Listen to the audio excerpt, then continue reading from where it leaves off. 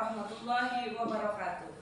Perkenalkan, saya Evi Oktaviani, CGP Angkatan 7 dari Kabupaten Cilacap. Pada kesempatan kali ini, saya akan melakukan pengamatan terhadap rekan saya, Ibu Nurul Istingana sebagai coach, serta Ibu Subiha sebagai coaching.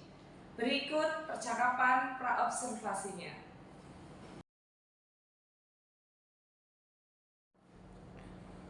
Selamat siang Ibu Nurul. Selamat siang Ibu Evi. Bagaimana kabarnya hari ini? Alhamdulillah sehat. Ibu Evi sehat? Alhamdulillah, luar biasa sehat Ibu. Bagaimana Ibu, ada yang bisa saya bantu? Ini Ibu Evi, hari ini insya Allah saya akan mengadakan proses coaching dengan teman saya. Kalau Ibu Evi ada waktu, minta tolong ya Bu untuk mendampingi kita. Oke, siap sekali Ibu, saya bersedia untuk mendampinginya. Tapi ngomong-ngomong ya Ibu, sebelum proses coaching itu dilakukan, mohon maaf sekali, saya sedikit mengingatkan di sini. Saya yakin Bu Nurul sudah paham ya untuk tahapan coaching itu seperti apa. Bisa dijelaskan Ibu tahapan coaching itu seperti apa? Kalau tidak salah ya Ibu Evi ya, ada 4 tahapan ketika kita akan mengadakan teknik coaching. Yang pertama adalah tujuan, yang kedua adalah mengidentifikasi, dan yang ketiga adalah rencana aksi, yang keempat adalah tanggung jawab. Oke, bagus sekali Ibu. Kemudian kalau kompetensi yang harus dimiliki seorang coach itu yang seperti apa Bu? Saya pernah baca ya ini Ibu Evi ya. Kalau tidak salah paling tidak ada 3 kompetensi Bu. Bisa dijelaskan Bu? Yang pertama adalah presence, kesadaran kehadiran penuh ya Bu ya. Kehadiran penuh. Kemudian yang kedua adalah mendengarkan dengan aktif. Ya, kemudian yang ketiga itu keterampilan mengajukan pertanyaan yang berbobot Bu. Wah, luar biasa Bu Nurul. Untuk proses coaching hari ini kira-kira kompetensi apa yang ingin Ibu kembangkan? Saya ingin melatih diri saya untuk mendengarkan dengan aktif Bu. Baik, jadi dalam proses coaching hari ini Ibu ingin mengembangkan dengan aktif. Bisa dijelaskan lebih spesifik lagi Bu? Iya. Jadi di dalam mendengarkan dengan aktif, saya pribadi itu ingin ketika mendengar itu tidak memberikan asumsi Bu, atau penilaian saya pribadi terhadap si coaching. Ya, seperti itu. Wah, bagus sekali Ibu. Ya. Nanti kira-kira ya Bu ya, untuk indikator ketercapaian pengembangan kompetensi ini sendiri itu apa Bu? Jadi ketika saya bisa mendengarkan dengan aktif, saya tidak memberikan penilaian-penilaian atau asumsi-asumsi pribadi saya terhadap si coach dan terhadap segala pribadinya. Jadi saya mendengarkan secara penuh apa yang beliau sampaikan. Jadi tidak memberi asumsi kepada coachnya ya Bu ya. Baik sekali Ibu. Saya rasa untuk kemampuan Ibu yang luar biasa ini, Ibu sudah mampu untuk melakukan proses coaching ini. Amin. Mari Ibu, saya dampingi. Siap.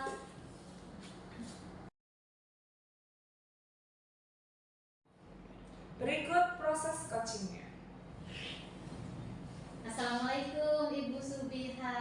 Waalaikumsalam warahmatullahi wabarakatuh. Sehat Ibu? Alhamdulillah hari ini sehat. Ada apa ini sepertinya Ibu Subiha kemarin ingin ketemu dengan saya?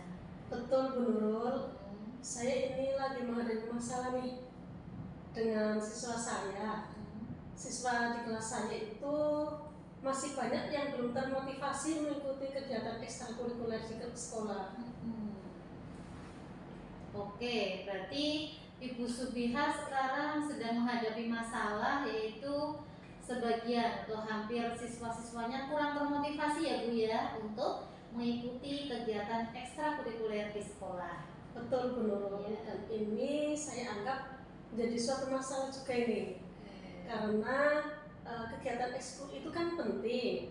Jadi saya harapkan anak-anak itu di samping belajar di kegiatan pembelajaran harian, mereka juga mengembangkan bakat dan minat mereka. Oke Bu ya, Ibu nanti setelah kita melakukan pembicaraan ini, apa sih yang ingin Ibu dapatkan dari pembicaraan kita Bu? Ya Bu Nurul, saya berharap dari bincang-bincang kita, saya menemukan cara ini bagaimana meningkatkan motivasi anak-anak saya agar mereka itu lebih banyak lagi yang mengikuti kegiatan ekstrakurikuler. Oke, jadi Ibu ingin meningkatkan motivasi anak-anak sehingga lebih banyak lagi ya Bu ya yang ikut kegiatan ekstrakurikuler Bu ya. Iya betul Bu Nurul. Iya. Sekarang Ibu kalau saya bikin skala ya Bu ya 1 sampai 10 ya Bu ya. Kira-kira masalah Ibu ini ada di level berapa ini Bu? Iya betul Bu Nurul. Di kelas saya itu belum banyak. Saya data ternyata nggak sampai 50%-nya ini. Oh gitu. Ya, paling sekitar kalau dibuat skala nilai ya masih di level 4 ini. 4 ya. Oh. Oke, di level 4 ya. Oke Ibu, kira-kira nanti setelah kita melaksanakan pembicaraan, harapannya Ibu itu bisa berada di level berapa ini Bu? Untuk tahap awal saya menginginkan di tahap 7 sampai 8 dulu lah. Oh gitu ya. Itu sudah saya anggap sebagai suatu upaya yang sudah luar biasa. Sudah luar biasa. 7 atau 8 ya Bu ya. Mudah-mudahan 9 ya Bu. Betul. Mudah-mudahan 9. Oke, kalau nanti nih Bu ya, berarti di level katakanlah kita bermimpi 9 ya Bu ya. Iya. Itu secara real bagaimana nih kondisinya seperti apa? Berapa persen gitu Bu yang ikut ekstra Bu? Ya, karena sekarang kan dari 32 siswa ya, itu yang mengikuti secara rutin ekskul baru sekitar anak 8-an lah, belum sampai 8-10 lah, sampai 10. Jadi harapan saya lebih dari itu nanti agar mereka itu benar-benar melaksanakan atau mengikuti program yang sudah dirancangkan oleh sekolah. Oke, Ibu, dengan harapan Ibu ya, banyak yang ikut ke dalam ekstrakurikuler. Selama ini Ibu strateginya apa aja tuh Bu yang sudah dilaksanakan Bu strateginya Bu? Iya Bu Nurul, sebetulnya saya sudah menganggap upaya saya itu sudah banyak Bu Nurul. Pertama, di saat saya itu di kelas selalu memotivasi agar mereka mengembangkan bakat dan minat mereka. Karena ekskul di sekolah saya itu tidak hanya satu cabang saja, dari olahraga, ada taekwondo, ada pencaksilat, ada basket, ada voli. Dari kegiatan seni, perfilman juga ada. Kemudian seni tradisionalnya ada. Dan di bidang agama mereka sudah diarahkan ini wadahnya ada, yang pintar qiraah, ini ada. Kemudian di pidatonya juga ada. Ini sebetulnya sudah mengakomodir dari mereka semua. Ini yang ingin saya upayakan agar mereka benar-benar mengembangkan bakat dan minat mereka. Oke, sebenarnya tadi yang diceritakan Ibu sudah memberikan motivasi ya Bu ya kepada anak-anak. Ibu sudah menyediakan berbagai macam jenis ekstrakurikuler ya Bu ya. Betul Ibu. Betul. Harapannya motivasi meningkat ya Bu ya. Ya. Oke. Nah Ibu, kira-kira ada hal-hal lain Bu yang bisa dilaksanakan Bu sehingga motivasinya bertambah Bu? Betul Bu. Jadi kan anak-anak di kelas atasnya sudah banyak yang meraih prestasi, baik dari tingkat kecamatan, kabupaten maupun provinsi. Drum band saja itu sudah beberapa kali di tingkat provinsi. Di olahraga taekwondo sering di tingkat provinsi. Bahkan hadrohnya di MAPSI tingkat provinsi menjadi langganan, dan LCC agamanya juga menjadi langganan nih di tingkat provinsi. Nah ini yang sering saya sampaikan ke anak-anak, bahwa di sekolah kita sudah banyak yang berprestasi agar mereka semakin termotivasi lagi. Ini upaya yang saya lakukan. Oke, berarti Ibu sudah mengambil contoh ya Bu ya dari kakak tingkat, dari siswa yang sudah berprestasi baik di tingkat kabupaten maupun di tingkat provinsi dengan berbagai jenis cabang ekstra ya Bu ya. Betul Ibu. Iya, sehingga anak-anak harapannya lebih termotivasi lagi. Iya. Oke, Ibu, selama ini Ibu ada hambatan-hambatan nggak Bu ketika melaksanakan strategi-strategi yang Ibu lakukan itu? Tentunya ada Bu. Tadi di samping saya motivasi itu, sebetulnya kan saya sudah melakukan koordinasi dengan koordinator ekskul, dan beliau juga mengalami hambatan juga karena mereka beliau itu sudah masuk ke kelas. Dan hambatan yang utama sekali adalah dari internal dari siswa itu sendiri. Jadi mereka merasa, Bu, saya capek sekolah-sekolah. Ya, itu alasan yang sering mereka sampaikan. Jadi alasan capek, sebetulnya kalau capek kan sebetulnya semua siswa capek ya, tapi masih banyak yang mengikuti dan banyak yang berprestasi.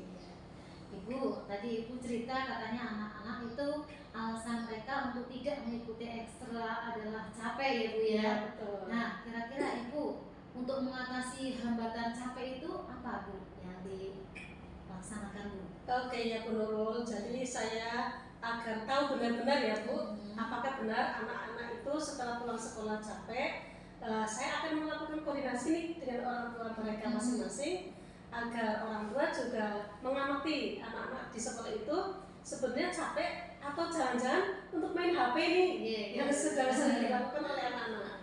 Itu yang akan saya lakukan, koordinasi dengan orang tua agar orang tua ikut memotivasi. Ya, bagus sekali loh Bu.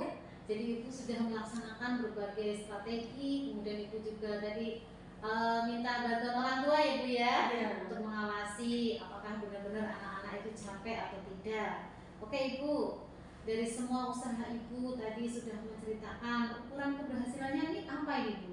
Iya, syukur-syukur anak itu ukuran keberhasilan saya ya bisa mencapai prestasi. Jadi yang pertama, mengikuti kegiatan ekskul ditingkatkan siswanya secara kuantitas dulu. Ketika sudah secara kuantitas mereka lebih banyak lagi, nanti saya akan lebih mengarahkan untuk berlatih lebih konsisten agar mencapai prestasi. Gitu. Oke, gitu ya Bu ya. Jadi kuantitas ditambah kualitas ditingkatkan. Bagus sekali loh Ibu ini ya. Oke Ibu, kapan Ibu mulai action Bu? Sudah gede sekali nih Bu. Saya bersemangat sekali kalau hal seperti ini. Jadi minggu besok tentunya saya harus lebih berkoordinasi lagi dengan koordinator ekskul, dan orang tua akan saya hubungi baik melalui WA grup di kelas, dan kalau perlu saya capri nih masing-masing orang tua. Begitu ya Bu ya. Jadi Ibu langsung action ya Bu. Betul Bu. Minggu depan Ibu akan koordinasi dengan orang tua dan koordinator ekskul. Koordinator ekskul bisa bila perlu Ibu japri ya Bu ya. Luar biasa ini Bu ya. Oke Ibu, saya tunggu cerita minggu depan ya Bu. Dengan cerita Ibu yang Ibu peserta ekskul banyak sekali. Saya harapannya begitu ya Bu ya. Minggu depan. Ya, siap ketemu lagi minggu depan. Paling tidak minggu depan sudah saya melakukan koordinasi, dan minggu berikutnya saya akan menyampaikan ke Bu Nurul berapa persen ini peserta ekstra. Betul, perkembangannya. Luar biasa. Terima kasih Ibu Subiha. Terima kasih berbagi cerita dengan saya. Terima kasih Bu Nurul sudah mau mendengarkan keluhan saya. Semoga apa yang saya lakukan berhasil. Waalaikumsalam warahmatullahi wabarakatuh.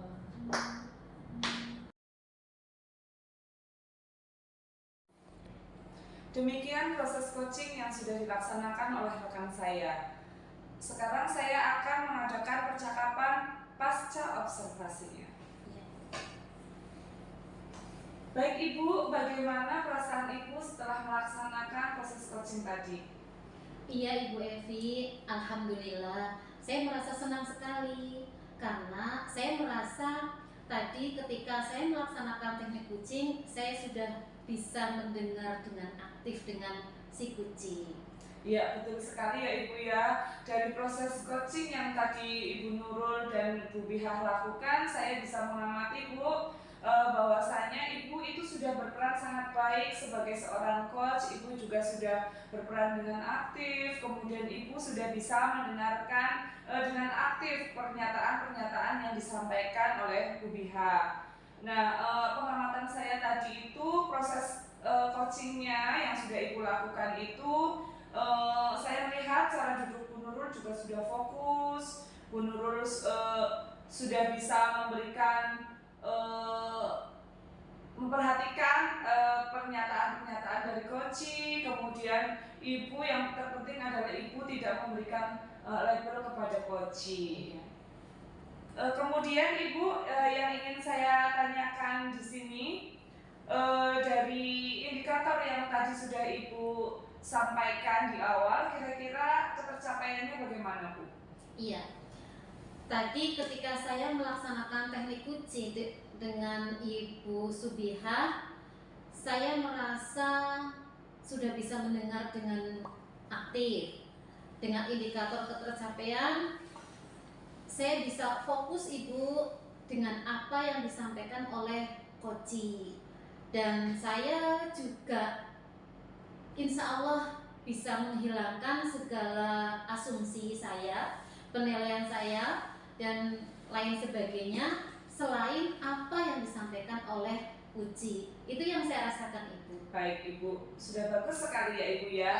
Di sini yang ingin saya tanyakan tindak lanjutnya Ibu untuk kompetensi pengembangan dari seorang coach itu, kira-kira kedepannya apalagi yang ingin dikembangkan dari kompetensi itu, Bu? Iya, kalau menurut saya ya Ibu ya, kan ada 3 kompetensi.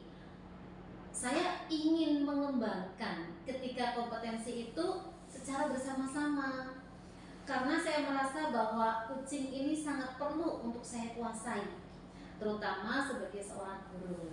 Jadi menurut saya ketiga kompetensi ini harus saya kembangkan, begitu Bu. Oke, bagus sekali ya Ibu ya. Saya doakan mudah-mudahan kedepannya untuk proses coaching yang akan Ibu lakukan itu akan semakin baik dan semakin mantap. Amin, terima kasih Ibu. Sama-sama Ibu, jangan ragu ya Bu untuk menghubungi saya lagi, misal nanti Ibu kedepannya melakukan proses coaching lagi. Terima kasih banyak. Sama-sama Ibu.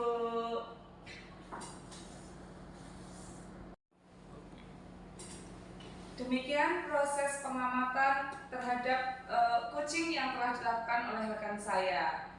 Kurang lebihnya saya mohon maaf. Billahi taufiq wal hidayah. Wassalamualaikum warahmatullahi wabarakatuh.